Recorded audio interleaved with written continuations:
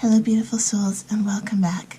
I am so glad you are here to join me for this pick a card in the Exploring the Major Arcana Tarot reading series.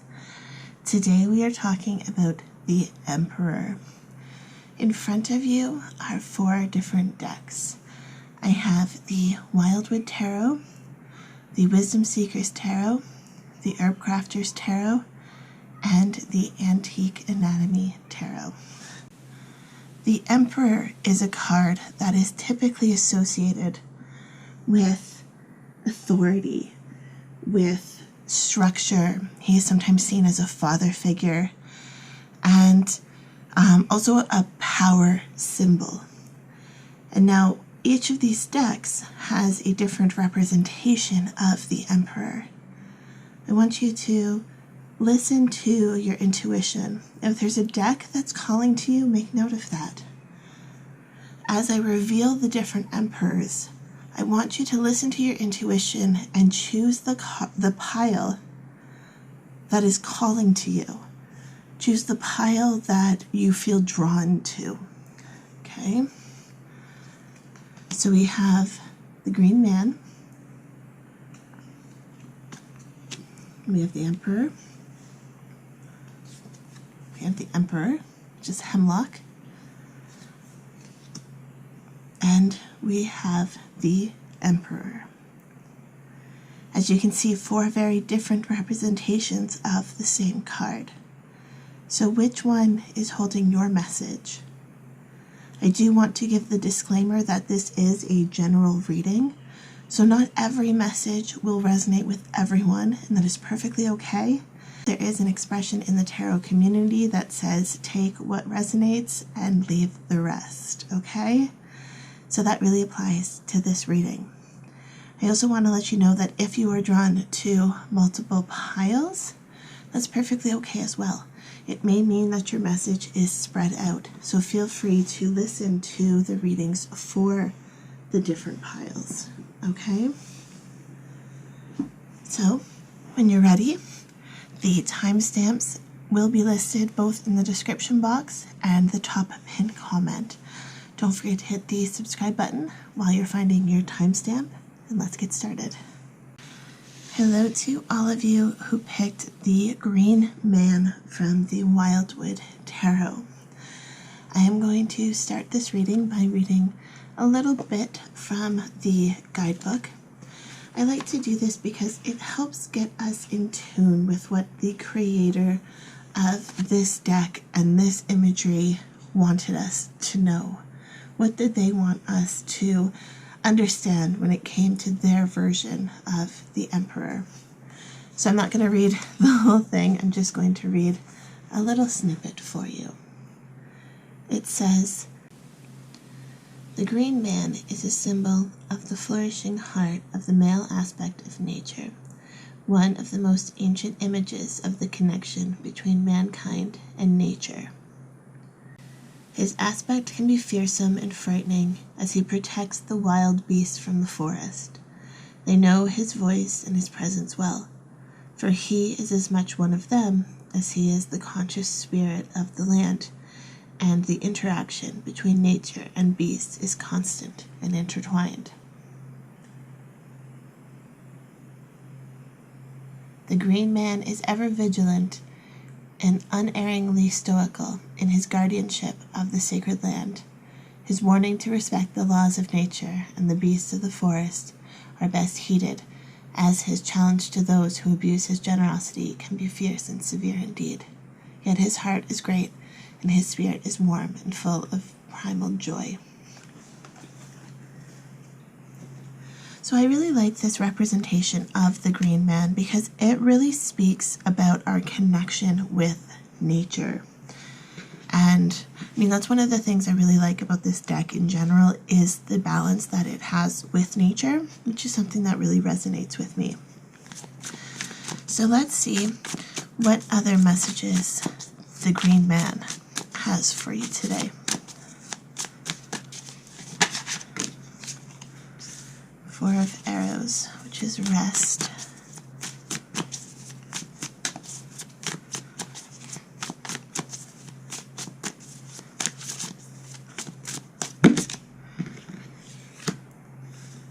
Page of Vessels, the Ten of Stones, the Wanderer. It's interesting because it's almost like when you get really excited along your journey, when you're really passionate and just in the moment, living, going for what it is that you're dreaming of. It's almost like the Green Man is reminding you to slow down, to take time, to be mindful of your surroundings, especially your natural surroundings. This could also be, you know, slowing down in terms of your consumerism in life, you know, kind of being conscious of the impact that you have on the world. Every choice that you make and every decision that you make does have an impact on this world. And how are your choices affecting the world around you? Whether it is making the decision to, you know, make a new build a brand new home with new materials and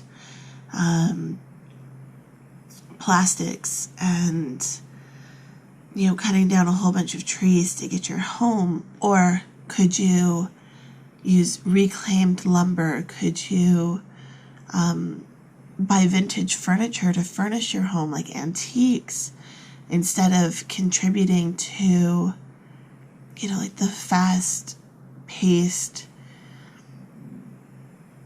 overconsumption kind of lifestyle that a lot of us lead, right?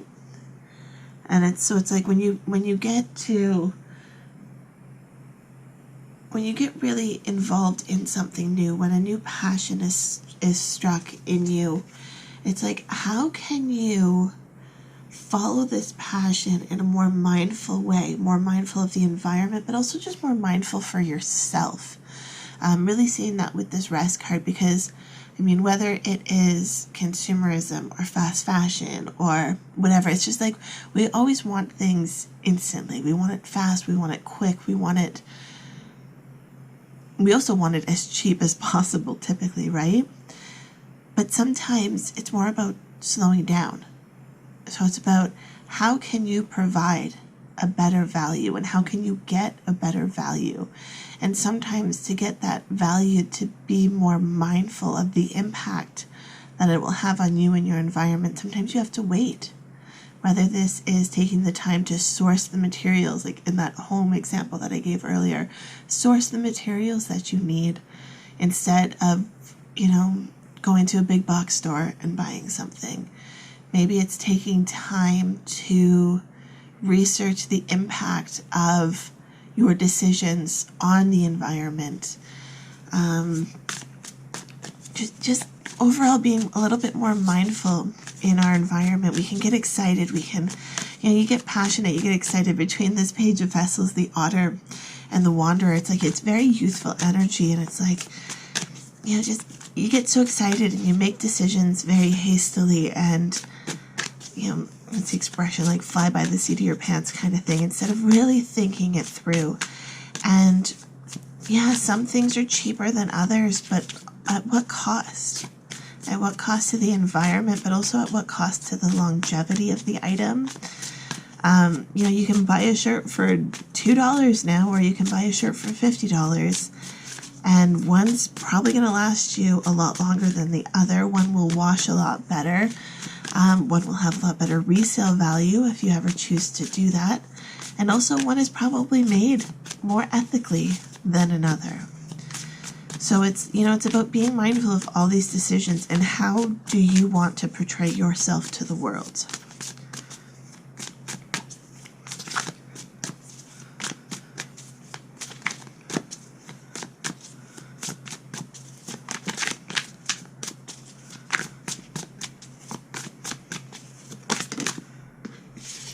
Hawk. Yeah, it's like it's having a bigger perspective on things instead of seeing your impact as just you.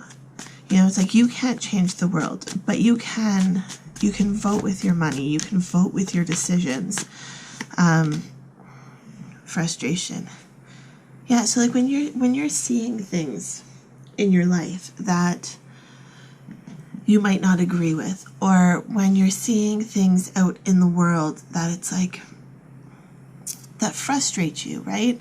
Whether it's deforestation, whether it is seeing the extinction of certain animals, it could even be something involving your choice of diet, whether you are choosing to be vegan, whether you're choosing to be carnivore. You know, you can make the decisions in both those extremes, right? So if you're vegan, you may choose to avoid, GMO soy products. If you are like eating like a carnivore or like a keto kind of diet, you may choose to adapt grass-fed, hormone-free, happy kind of animals that are treated more humanely than factory farmed, right? So no matter what your situation, no matter what you identify as in terms of the labels and the choices you make in your life, you can always make more decisions that will align more with your values, right? And I feel like a lot of you who picked this pile are probably very naturally minded people. So it's about how can you live your everyday, live in comfort, but also live while meeting those criteria for what you want in the world, right? You can't be out, protesting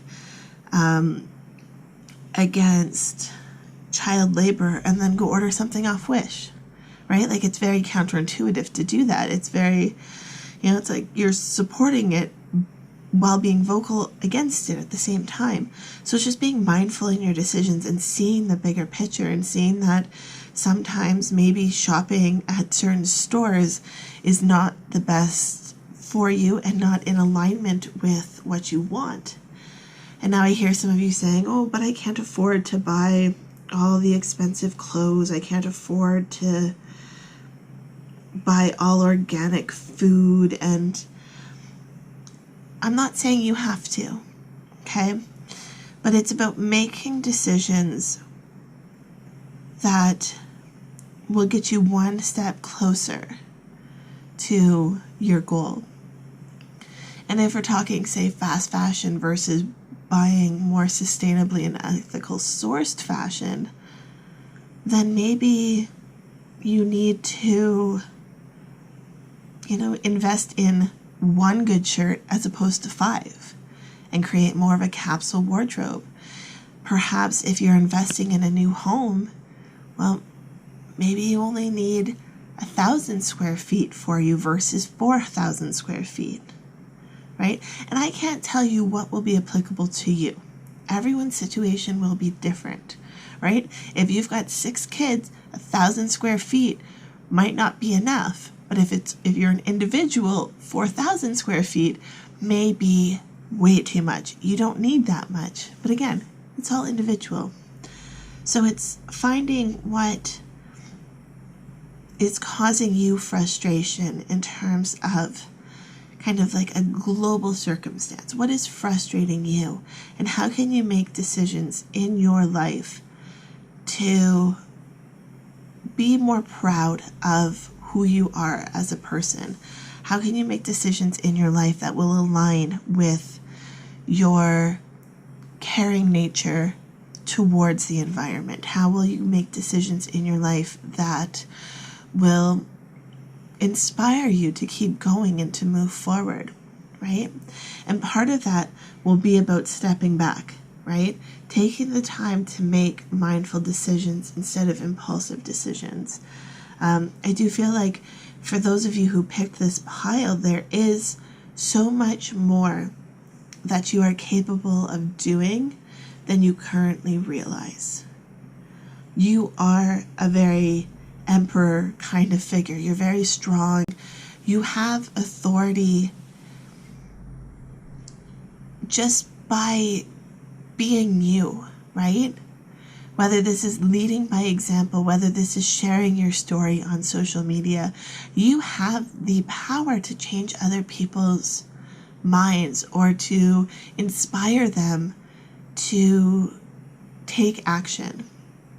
So don't underestimate your value no matter where you are on your journey, okay?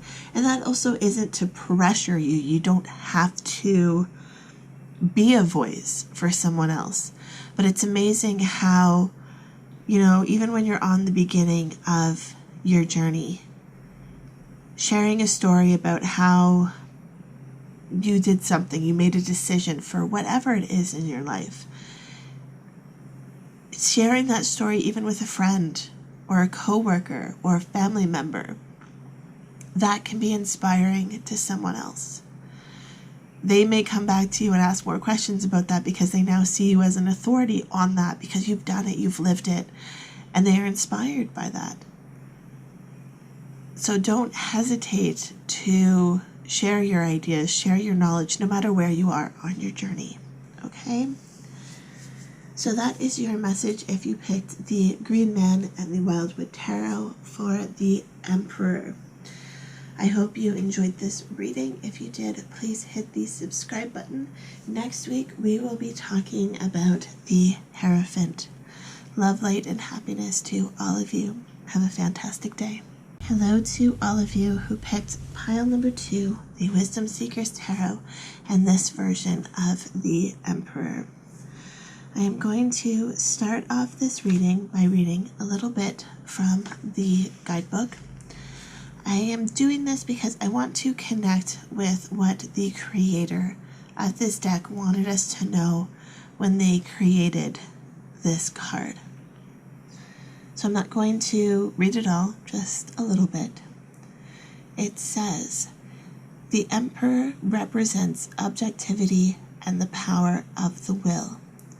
Willpower is individualistic, energetic, and self-reliant, and although it is normally associated with earthly success, it is also necessary for the spiritual journey.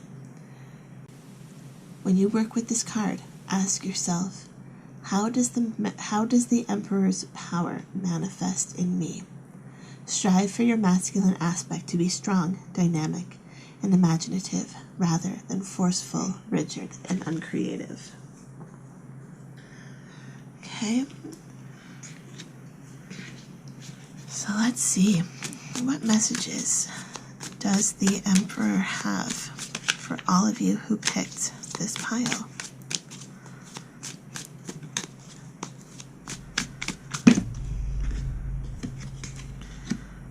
Four of Cups, the Hanged Man, the Ace of Pentacles, the Seven of Pentacles, the Eight of Cups, and the Two of Pentacles.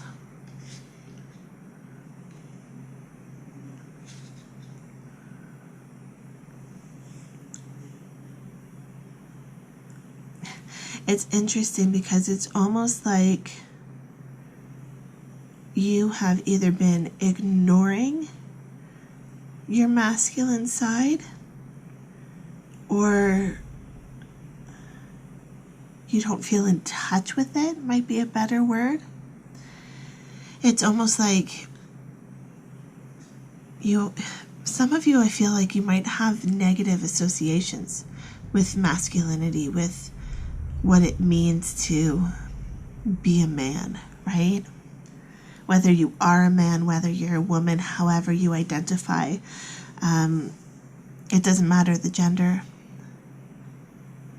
But I feel like there is some negativity surrounding masculinity for you. And this could be because of an influence, whether it be a father or an uncle, a grandfather, or some other kind of powerful masculine figure in your life. And so because of perhaps a negative experience that you've had, you've kind of shied away from the Emperor energy because you don't want to be associated with that. You've been holding on to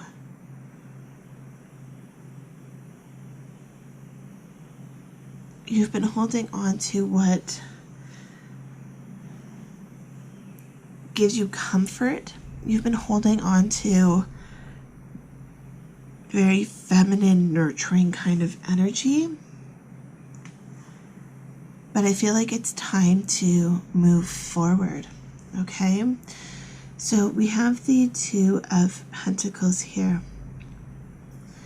And the Two of Pentacles is, it's about a decision and weighing the pros and cons, specifically when it comes to like money and even intellect in a way. It's like you're really debating whether what you're doing is correct.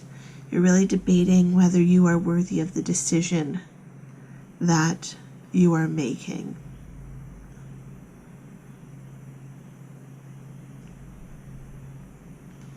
And then we have the Ace of Pentacles, which is like, it's almost between the Ace of Pentacles and the Hanged Man. It's like you've been playing on this decision. I'm really feeling like uncertainty around this. And it's almost like you need to be able to tap into your divine masculine, into this Emperor kind of energy to make this decision. And this decision is going to involve a change of perspective and starting something new. But again, I feel like you need to embrace this energy, and masculine energy is nothing to shy away from. Masculine energy is not negative in any way.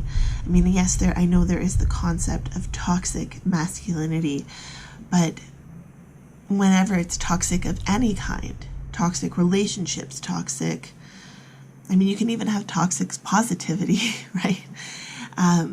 It's an overabundance, an imbalance.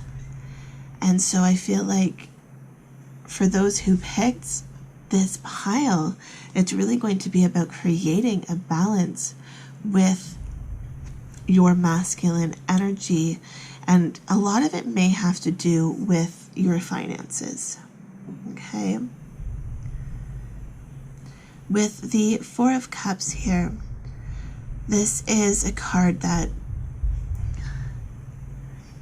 it can really symbolize like the inner self, the subconscious, and things that you're hiding. So whether this is in regards to perhaps past trauma around masculinity, or whether it is you hiding an aspect of yourself that you're not wanting to shine light onto, I'm not quite sure, but I feel like there is something there that you're hiding, that you're suppressing. With the Seven of Pentacles here, the Seven of Pentacles is, and it's also interesting because we have the Pentacles, which is earth. You can tell they're very green. And then we have the Cups, which is water. So it's this balance of earth and water, masculine, feminine. So while we are talking about the Emperor and we're talking about masculinity, I do feel like it's a balance that you really need to strike. And with the Hanged Man, I feel like it's a change in perspective around how you see this balance within your own life. Okay? This Seven of Pentacles, this card is about knowledge. But again, 7 is a very spiritual number, and it's also very hidden knowledge that's within the subconscious. So I'm really feeling a link with this Four of Cups. This could be an interest that you don't want to express. And again, this could also be in relation to whatever this, I do want to say past trauma, whatever this past trauma may have been. It's almost like you feel like you can't express yourself because of this. And by tapping into your Emperor energy, by tapping into your strength, your compassion, I feel like you will be able to shine light onto this. And also it's interesting because this Hanged Man, he's glowing, right? It's like there's light emitting from within. There's something within you need to shine your light onto. This could be shadow work that you need to do in order to create this balance. And then here in the middle here we have the Eight of Cups. And this is a wonderful card. This is like a card that's very much for love and generosity. And it's about finding the answers that we need, finding the encouragement to move forward. The Eight of Cups can often also represent moving away from something, but making the decision to consciously walk away because it's no longer serving you. And by making that decision, so much opens up to you. Okay? So I feel like for those of you who picked this pile from the Wisdom Seekers Tarot with this Emperor, you have a lot of work to do ahead of you to create a balance between your masculine and your feminine. Now you may find a benefit to going back to last week's reading and listening to my interpretation of the different Empress cards.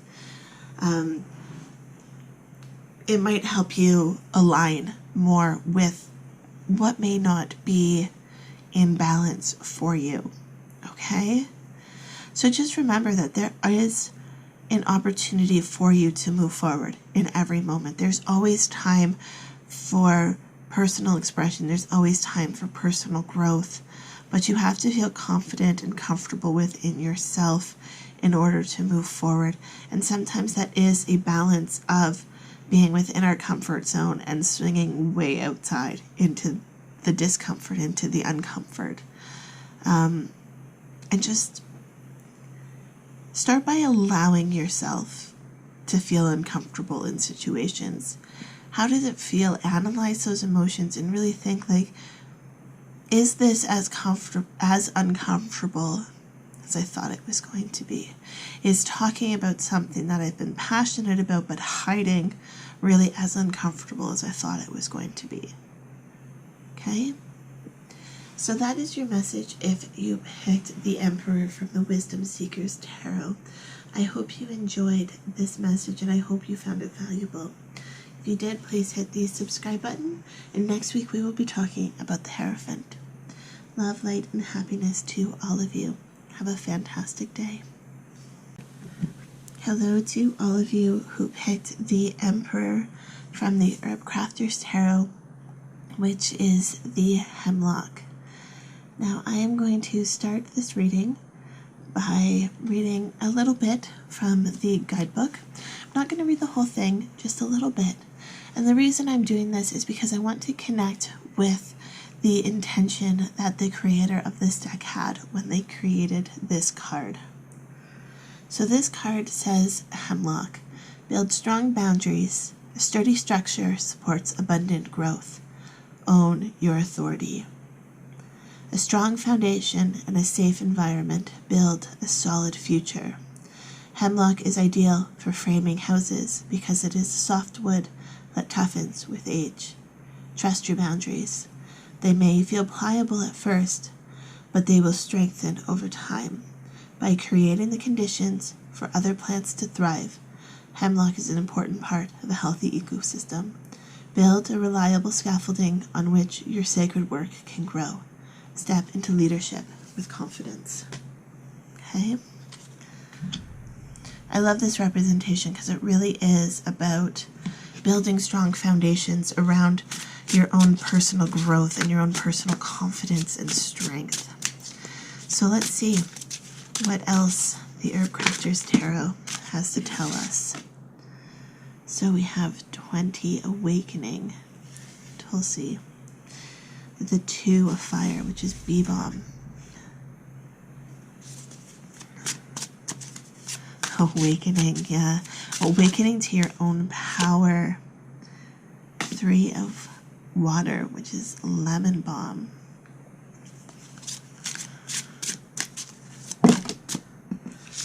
The Fool, the Dandelion. It's almost like when you can tap into this Emperor energy, when you can start to build these foundations, start to build that scaffolding that I was talking about, You will awaken to a whole new level, a whole new perspective on life, inspired by new things. You have the Strength card, Garlic, and the 10 of Earth, which is Horsetail. Yeah, so positive things in your future if you picked the Herbcrafters Tarot. But a lot of it will be focusing on building that foundation to move forward, that foundation on which you feel comfortable to take risks and comfortable to move forward. It's interesting with the Awakening card here. It's like when you can tap into your own personal strength and allow that strength to come through and allow that authority to be shown to the outside world. It's not just about feeling that strength within, but also showing it to the world around you. A whole new realm of opportunities will become available to you. Really feel that with the Fool here. It's very interesting because the dandelion is something that, so many people see it as a weed. They pick them and do everything they can to get them out of their yards, right?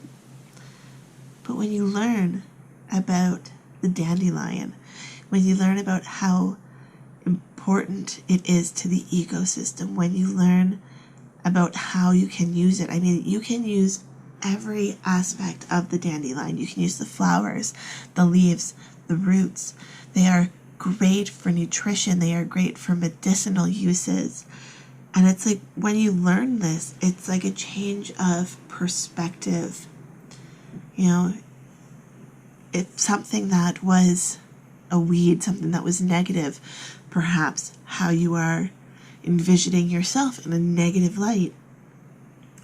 But when you can tap into your strength, it's like you can see all the value that you do provide. And then when you begin to see your value, you begin to awaken to this other level of consciousness, which shows your value to everyone else. And that, in the dandelion example, that could be how amazing dandelions are for pollinators, for the bees. But also dandelions have the capability of changing and adapting the pH of the soil to create a more fertile environment. So it's like when you can tap into your strength, into your power, into what you are capable of, then everyone else is going to notice you shining. Everyone else is going to see your strength, your power.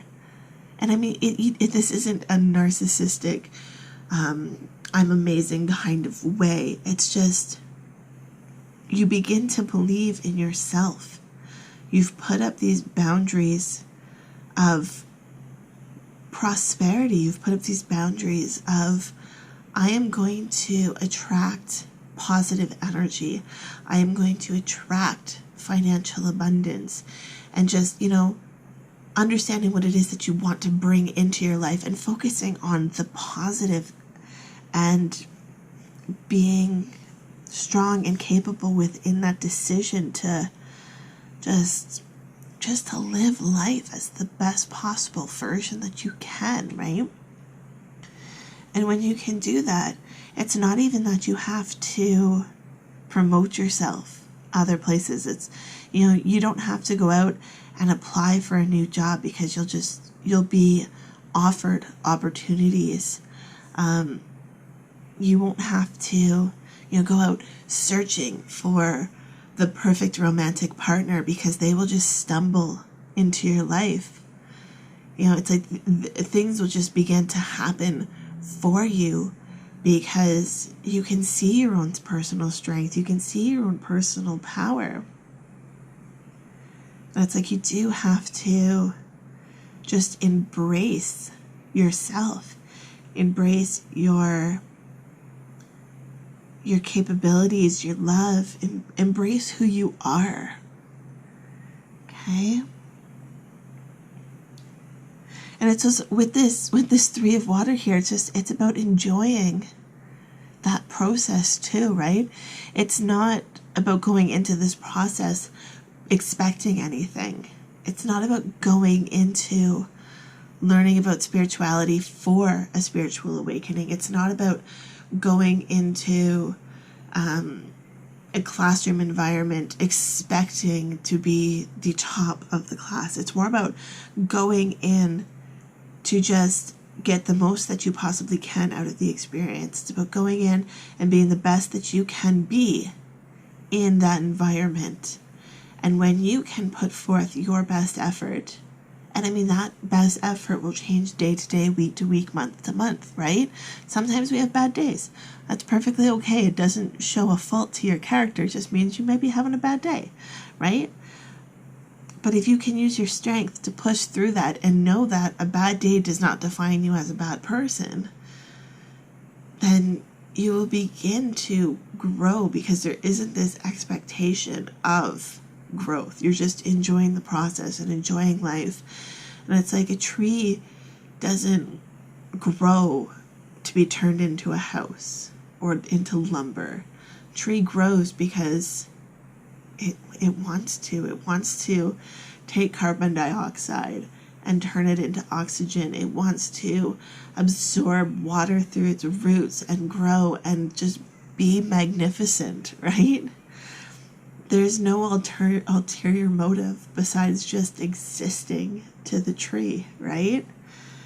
And it's almost like that's how you kind of need to approach life, is just by living it, instead of being, well, what if I do this in the future? What if I want to do, just focusing. And it's okay to focus and have ideas about where you want to go and be inspired by those things, and live in the end in a kind of manifestation kind of way. But you can't just live in the end and forget the experience of today. Okay? So that is your message if you picked the Emperor from the Herbcrafters Tarot. I hope you enjoyed this message, and I hope it provided value for you. If it did, please hit that subscribe button. Next week we will be talking about the Hierophant. Love, light, and happiness to all of you. Have a fantastic day. Hello to all of you who picked pile number 4 with the Antique Anatomy Tarot and this version of the Emperor. I want to start by reading a little bit from the guidebook.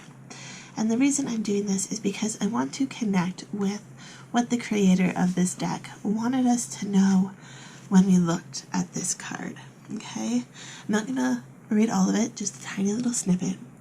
And it says, the Emperor is the craftsman of the tarot who has created a solid foundation from a bold vision. The Emperor shows great foresight and control in all situations. He is wise and assertive, and focuses his energy on building and maintaining his empire. Are you feeling confident in your ability to get things done?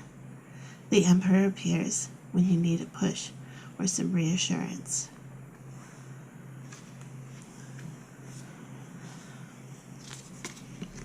So let's see what else this version of the Emperor has to tell you.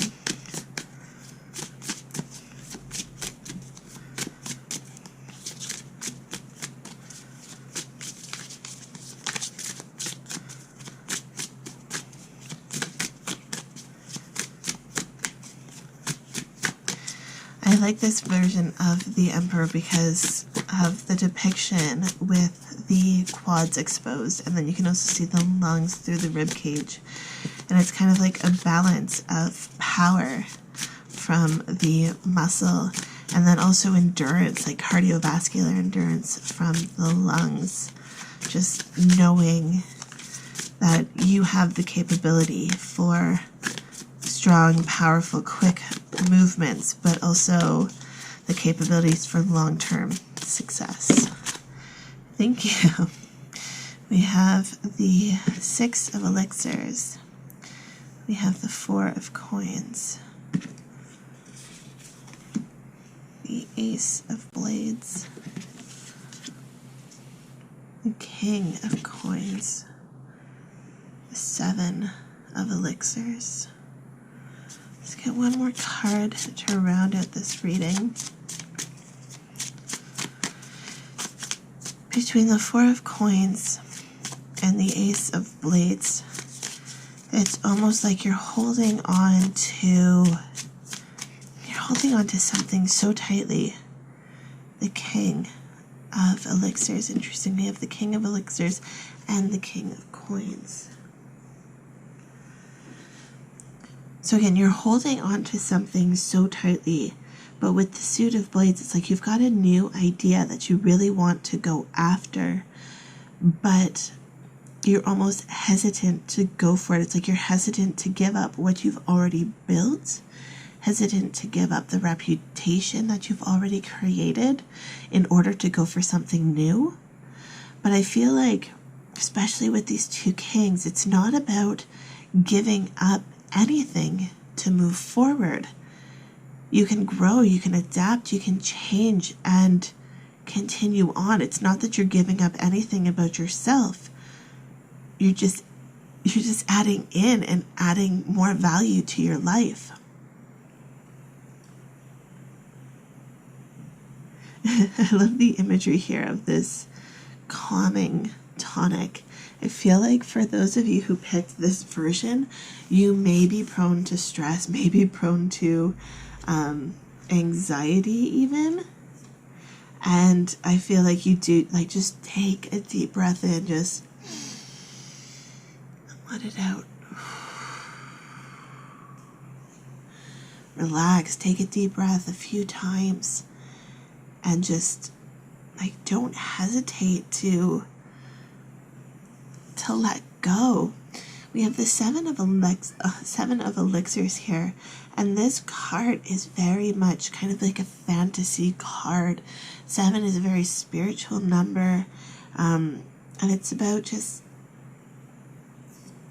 almost getting lost in the dream state and getting lost and just dreaming about potentially whatever this this Ace of Blades is, right? This Ace of Blades this is something that you've got a lot of knowledge in. It's something that you know you are capable of doing, but you're also letting your anxiety overcome you and feeling you might not be able to get there. Like, there's something very much about the critical mind, the intellect, that is stopping you.